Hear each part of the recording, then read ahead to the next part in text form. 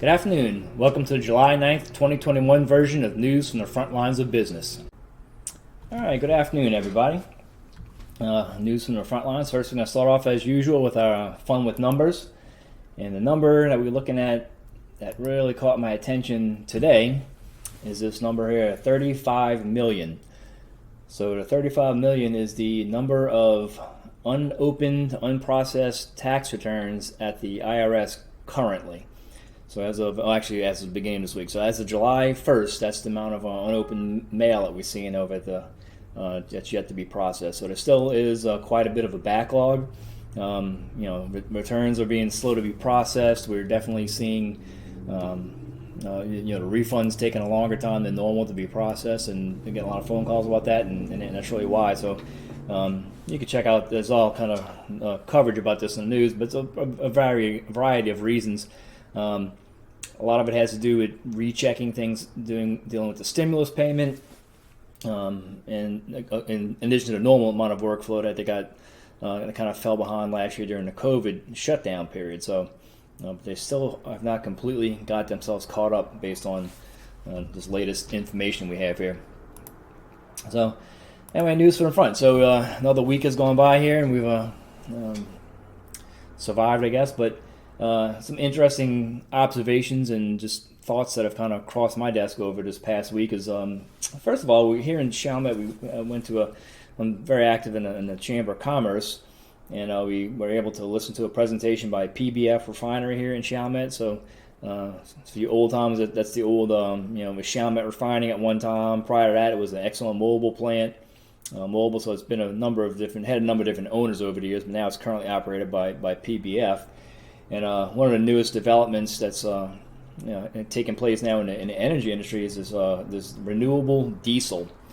So they're trying to get one of their old units back up and running again. They're trying to retrofit it to deal with this biodiesel, renewable diesel, and it's made from different body animal parts and fats and used cooking oil and used grease, and it basically it's a process involved that removes all those impurities and comes up with a type of fuel. It's a diesel fuel that runs in the currently available diesel engine, so you could just use this instead of the normal diesel fuel that's prepared at these refineries. So it's a new technology, and it's a way to get rid of some of this old stuff that would be waste products ordinarily, and use it for something good. So it's a cleaner alternative, and it's just a very interesting presentation. So if you get a chance to check that out.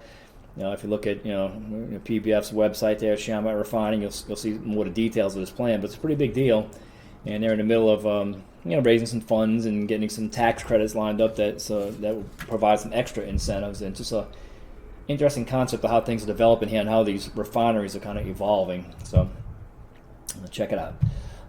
As far as the small business stuff, we have our ERTC clarification. So that ERTC is the Employee Retention Tax Credit.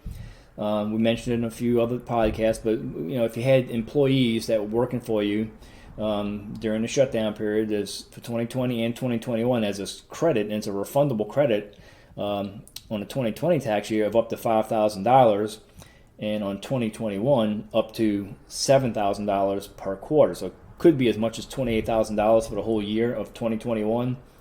However, just one of the things that we wanted to clarify here. It's just the difference how the difference in qualifications. So 2020 is very easy to qualify for. Pretty much everybody who was affected qualifies. So it's really not, very, very few businesses would not qualify for the 2020 version of the credit, which maxes out at $5,000 per employee.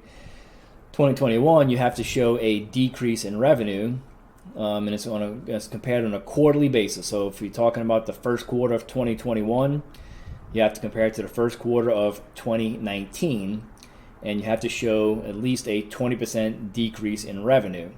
So what we found is most companies that are operating now and that have kind of weathered the storm and made it, they really aren't down by 20% compared to that year. So we're seeing companies that were hit that bad are kind of out of business now, I guess. But so far it's been looking a little bit more difficult to qualify for the new, the 2021 version of that ERTC credit. So be aware of that. Contact us with any questions, because we're all processing quite a bit of those lately, and we'll provide the analysis for you to determine if it's worth pursuing further. Additionally, the advanced child care credit payments, so we talked about that a little bit last week as well. There's been some confusion there because there was a deadline last week to opt out of it. So just to recap what's going on here, they increased the amount of credit. So depending on the age of the child, it could be either a $3,000 credit or a $3,600 credit. And that's compared to the prior years where it was only $2,000. So in any case, the credit has been increased.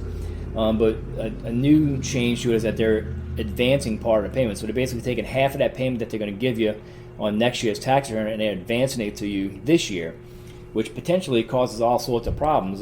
We see a lot of this with self-employed people who kind of, those credits, they kind of come in at the end of the year, so that they will take the place of estimated tax payments for one. You may have dependency changes due to a divorce where one, maybe a child is a dependent on alternating years of a different parent possibly, so now you might not qualify on next year's return and have to pay this thing back. So there's all kind of reasons to look at whether or not you actually want to receive these payments. Now the other confusing part is that this deadline has already passed, and that just covers the payment that's going to be going out on July 15th. You can still go to the IRS's website and opt out and remove yourself from the process for the remaining 5 payments that are going to take place this year. So it's not too late to kind of undo any potential damage from that. So take a look at the IRS's website and opt out if you need to. Contact us if you are not sure what to do. So with that, guys, we'd like to just say we made it again. Happy Friday, and have a great weekend.